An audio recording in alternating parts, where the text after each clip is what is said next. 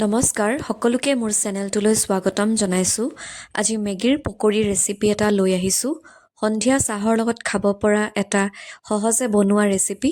আশা কৰোঁ ভিডিঅ'টো শেষলৈকে চাই থাকিব। প্ৰথমতে 2 পেকেট মেগী বইল কৰি লৈছোঁ আৰু তাত পিঁয়াজ, কেপচিকাম, বিলাহী আৰু জলকীয়া সৰু সৰুকৈ কাটি দি দিছোঁ। মেগীখিনি যাতে ভালদৰে শ্বেপ দি ল'বলৈ পাৰোঁ তাৰ কাৰণে 4 চামুচ বেচন, মেগী মছলা, সোৱাদ অনুসৰি নিমখ, আধা চামুচ জলকীয়া গুড়ি দি গোটেইখিনি ভালকৈ মিক্স কৰি ল'ম।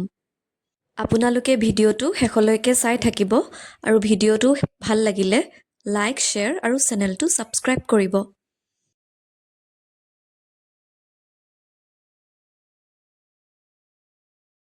এইখিনি এতিয়া গোটেইখিনি ভালকৈ মিক্স কৰা হৈ গ'ল। 1 পেকেট মেগী সৰু সৰুকৈ টুকুৰা কৰি লৈছোঁ যাতে পকৰিৰ বলটো বনাই কিনে ওপৰত এটা ইয়াৰ লেপ দিব পাৰোঁ। তেতিয়া পকৰিকেইটা খাবলৈ মচমচীয়া হ'ব। মেগীখিনি ভিডিঅ'ত দেখুৱাৰ দৰে হাতত বল আকাৰত শ্বেপ দি লৈছোঁ। আপোনালোকে বেলেগ আকাৰতো শ্বেপ দি ল'ব পাৰে। তাৰ পাছতে এনেদৰে সৰু সৰুকৈ টুকুৰা কৰি লোৱা কেঁচা মেগীখিনি ওপৰত লেটিয়াই লৈছোঁ আৰু এনেদৰে গোটেইখিনি বল ৰেডি কৰি ল'ম।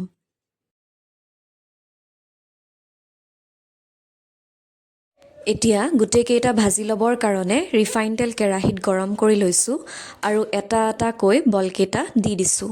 গেছৰ ফ্লেমটো ল'ৰ পৰা মিডিয়াম ফ্লেমত ৰাখিছোঁ যাতে ভিতৰৰ ফালে ভালদৰে সিজি যায় আৰু ওপৰৰ ফালে ৰঙচুৱা হয়, মচমচীয়া হয়।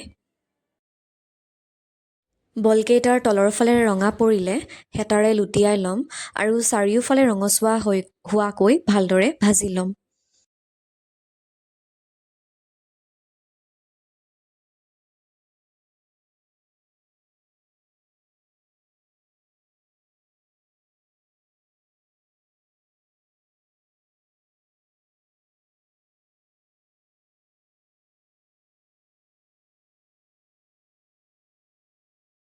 এনেদৰে বলকেইটাৰ চাৰিওফালে ৰঙচুৱাকৈ ভজা হোৱাৰ পাছত গোটেইকেইটা নমাই লৈছোঁ আৰু বাকীকেইটাও এনেদৰে ভাজি ল'ম।